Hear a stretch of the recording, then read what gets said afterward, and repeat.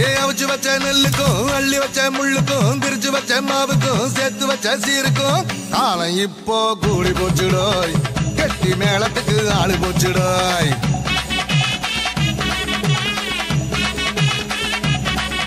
ஏ ஆட்டுக்கல்லு வாய்க்கும் அம்மி கல்லு காதுக்கும் அடுப்பங்கற சூட்டுக்கும் ஆத்தங்கற கல்லுக்கும் கும்பிடு தானே போட போறாய தங்கச்சி பட்டணம் தான் போக போறா